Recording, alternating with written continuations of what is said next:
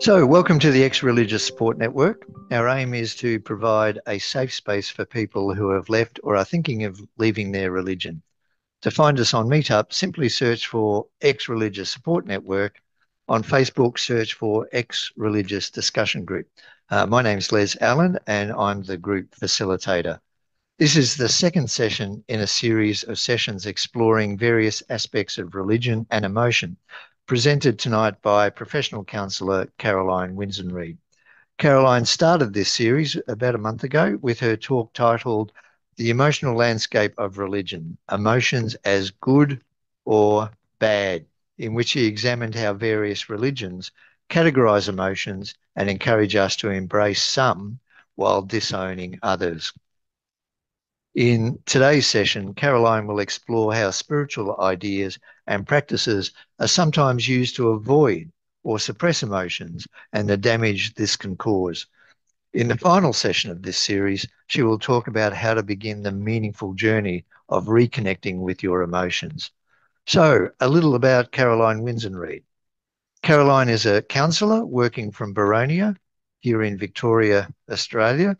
Caroline works from an existential humanistic lens with individuals across the lifespan, from adolescent to older adults, and on issues including anxiety, depression, and interpersonal relationships. Her areas of special interest include working with religious trauma and grief and loss. So please welcome Caroline. So it's over to you, Caroline. Thank you very much for coming tonight. Thank you, Les and Melissa, for having me here. It's great to see everybody, and I'm really excited to begin the second part of this presentation series. I'm going to cross my fingers that the storm doesn't cut out the power here, but hopefully we can make it through. So I'll go ahead and share my screen to get that started.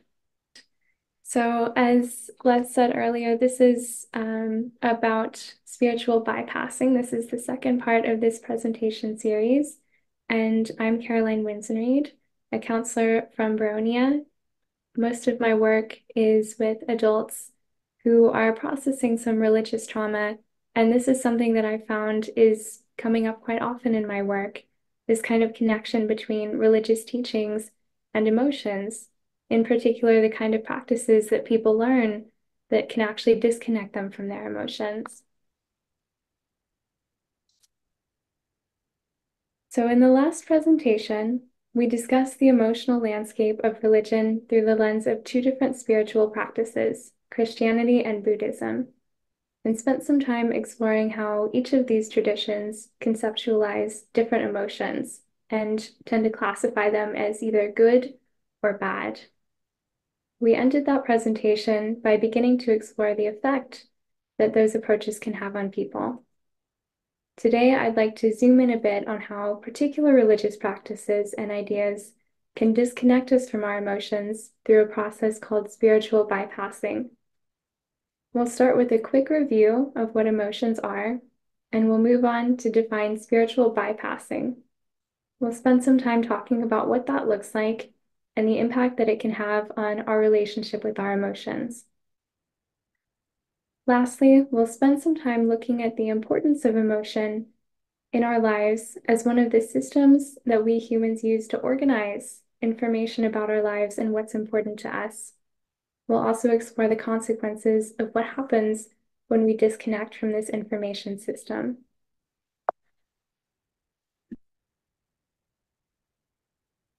Okay, so we started with this in the last presentation, but I just wanted to quickly spend a moment to review this. This is Plutchik's Wheel of Emotion, and it's just one of many conceptualizations of emotion in the world of psychology and mental health. But I find it's quite useful in illustrating kind of the spectrum of all of these different emotions that we feel throughout our lives. Emotions are defined as acute reactions to events or stimuli which involve several different components. These include perception, our five senses, cognitive appraisal. These can be our worldviews, our judgments, meaning-making systems, our physiological responses. So these are bodily responses such as sweating or your heart rate, as well as behavioral responses.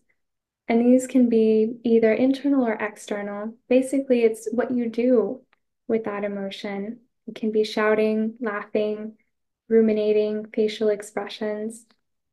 As humans, we glean a lot of information from these different physiological reactions, both in noticing our own reactions and in noticing others. We'll talk a bit about this more in depth later tonight. Cashwell and colleagues give us a really good definition of the concept of spiritual bypassing in their 2007 study, which I'd like to share with you.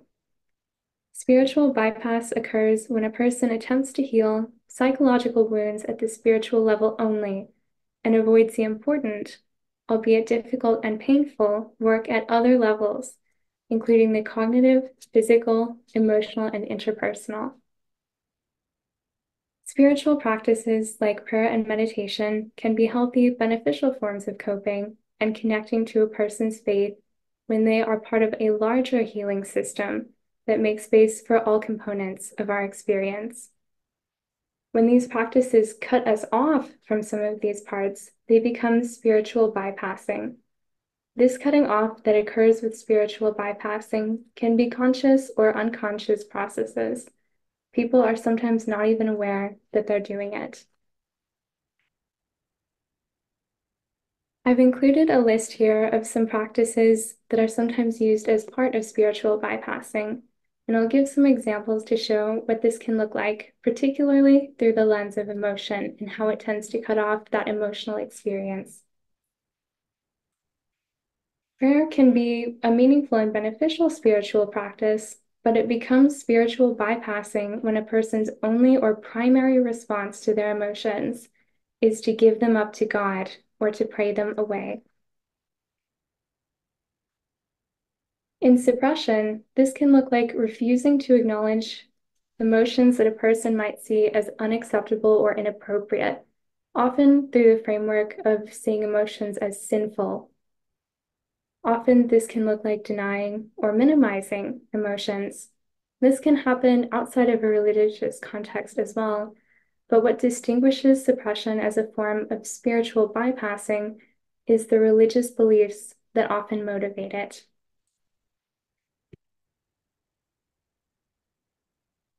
With meditation, this can look like trying to detach from emotional experience.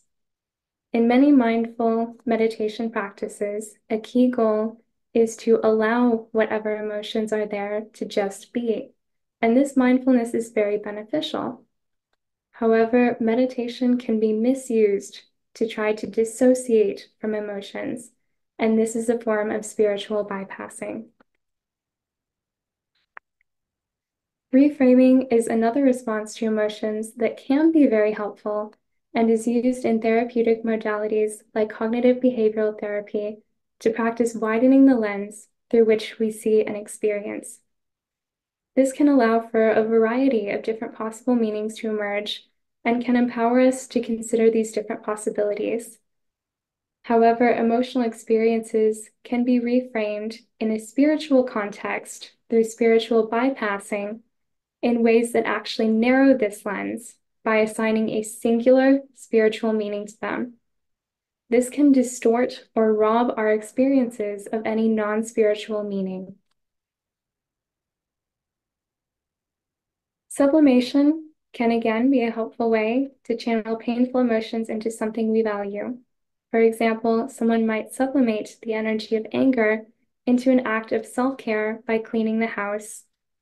In a religious example, they might channel their sadness into worship, but this can veer into the territory of spiritual bypassing when it prevents us from actually experiencing and engaging with our emotions. And often people can be encouraged to do this as one of their primary forms of coping with emotions. Avoidance can take on many different forms in spiritual bypassing and is the end result of spiritual bypassing behaviors like suppression and reframing. I think this can be a good example of how these behaviors often overlap and work together. I'll illustrate this with conflict avoidance, in which people avoid important discussions or self-assertiveness because they may feel more comfortable giving their anger to God through prayer. Or they may have reframed their anger as a sin and are actively trying to suppress it or sublimate it because these feel like the only appropriate responses. So why do people engage in spiritual bypass? In a 2018 study, Picciotto and colleagues identified a few different reasons that someone might spiritual bypass, many of which overlap. One common reason people do this is to avoid pain, often by minimizing or reframing it through a narrow spiritual lens and then dissociating from it in various ways like suppression or sublimation. Another reason is because people may be seeking to understand their emotional experience through a framework that imbues it with a higher meaning, without which their experience might feel pointless or confusing. We see this often when someone is trying to make sense of and process a loss, particularly around the loss of a loved one. People also engage in spiritual bypassing to cope with challenges in their lives. It can be a way to cope with trauma or abusive situations by giving their struggles a spiritual meaning. While this can give people hope, it can also keep them trapped in these situations by disconnecting them from emotions which contain information that could help them better understand the reality of their situation and heal from or change it. Finally, people may engage in spiritual bypassing because they are encouraged to do so by neglectful or controlling spiritual leaders. In some cases, these leaders may earnestly believe spiritual bypassing to be helpful. In other cases, it may be used as a tool of control to deliberately keep people disengaged from their own emotional, cognitive, relational, and physical experiences. Let's talk about some signs that a person might be engaging in spiritual bypass. They might seem out of touch with their emotions, or even believe that they rarely experience them. This could look like believing that they never get angry, or that the past doesn't bother them at all anymore. They might overemphasize the positives, refusing to recognize or only making minimal acknowledgement of painful realities. This can look like tolerating inappropriate, disrespectful, or abusive behavior from others, or even just putting up with a situation they're unhappy with. This can also take the form of framing suffering as an illusion. An extreme form of pain is in the mind. Lastly, they might always tie things back to the spiritual world, refusing to stay present with the non-spiritual elements of their lives and the lives of others. So what happens when we disconnect from our emotions? As we've discussed, one of the biggest impacts of spiritual bypassing is that it disconnects us from all other levels of our experience.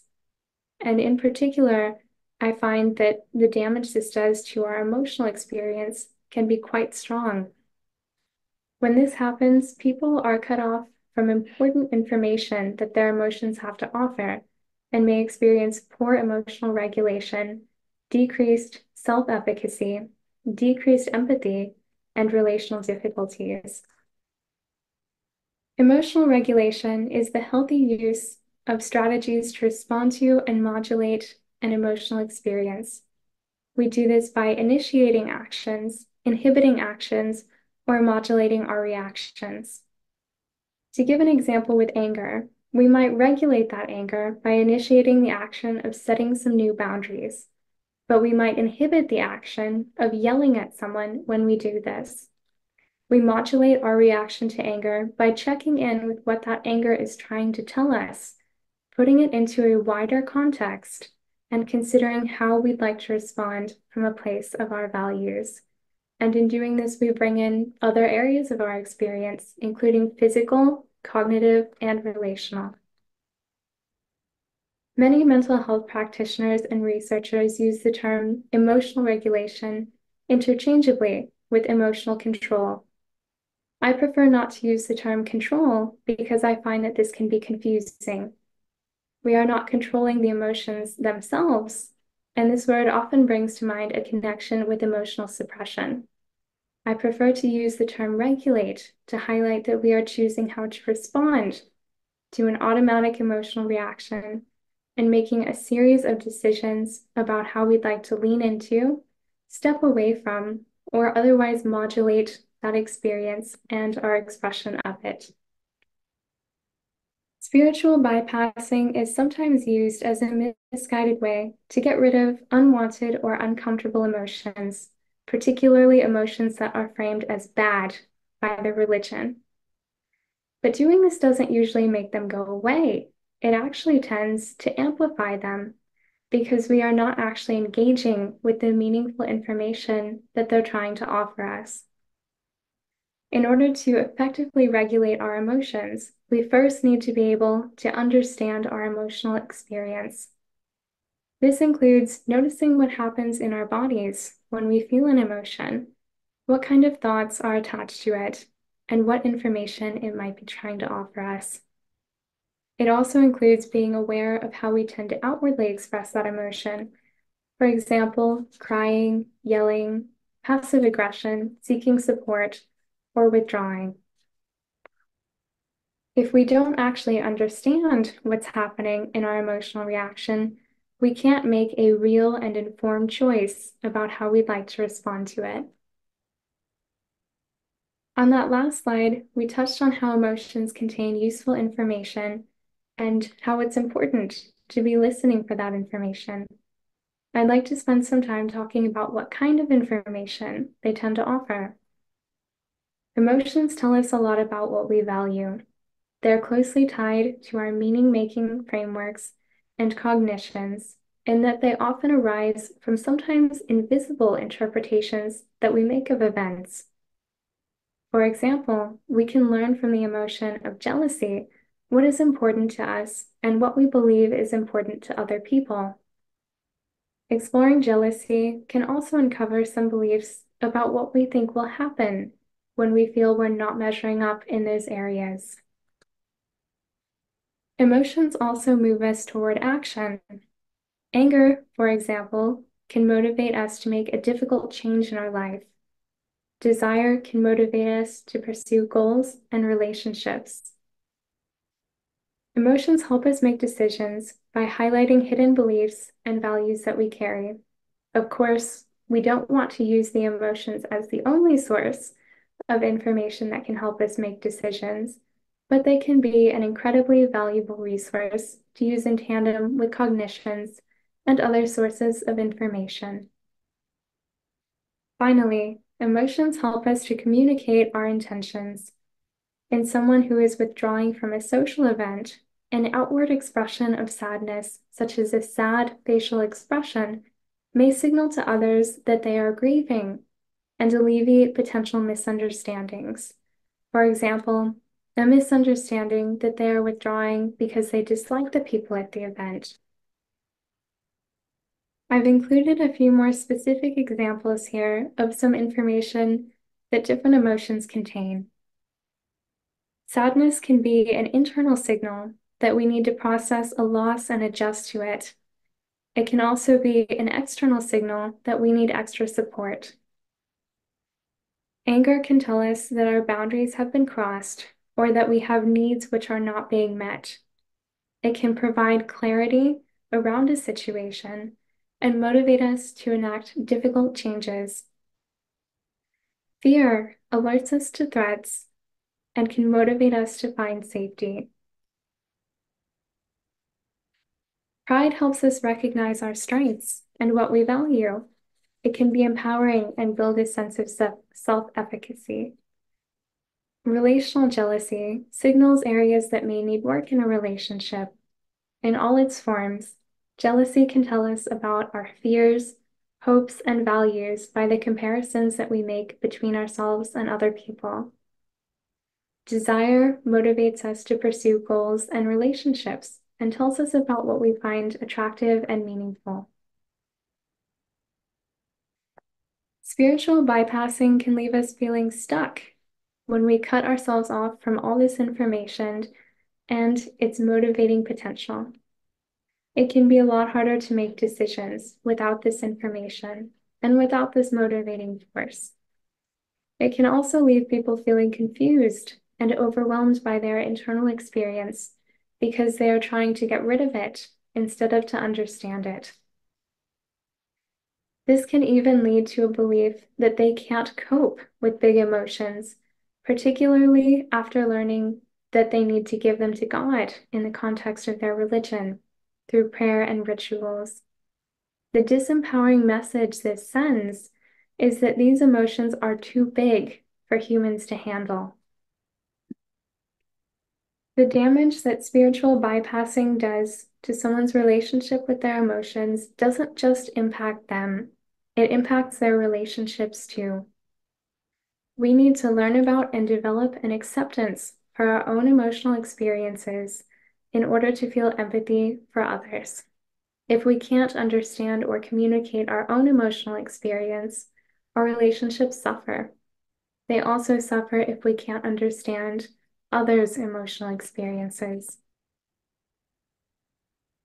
To put this all together, I'd like to give you a real-life illustration that comes from a case study in Cashwell and colleagues' 2007 study about a man who has been given the pseudonym Paul. I'll read just a couple paragraphs to illustrate this. At age 47, Paul found some peace in Alcoholics Anonymous. He was tired of using and abusing drugs and turned his life over to his higher power. Unfortunately, the work stopped there. Although Paul no longer drank or used drugs, he still carried with him the emotional scars from childhood. He tried to quiet the storm through prayer and fellowship with others in recovery, but the emotions would not be quelled. He found himself lashing out at friends, coworkers, and himself. The problem was compounded by Paul's view that these emotional outbursts were signs that he did not have enough faith in his higher power. He psychologically beat himself up even more. Paul's work in counseling involved healing at all levels. Over the years, his body had become numb to feeling. He was unable to tell when he was becoming angry because he could not feel anything in his body. Therefore, he felt that his anger had total control over him. As he began to pay more attention to the messages from his body, he began to see that he actually did have some control over his emotions and his actions. He learned that by paying attention to tension and tightness in his body, he could anticipate the rising anger more quickly and leave the situation before he started fighting. Now that we've explored the landscape of emotions in religion and what happens when we disconnect from our emotional experience, the next and last step in this series is to explore how to reconnect with our emotions. I recognize that these topics can bring up a lot for people, and I encourage you, if you find yourself feeling lost, overwhelmed, or hopeless about what we've talked about today, to please reach out for some extra support. Talking to others who have had similar experiences, whether that's in the support group or if it's a trusted friend, can be a really powerful resource. Being able to tell our story and listen to other stories is often an integral part of healing. It can also be helpful to explore your emotions in therapy, where a trained therapist can help you identify, make sense of, and reconnect with emotions that you may find yourself struggling to identify or make room for. And that's all for me for tonight.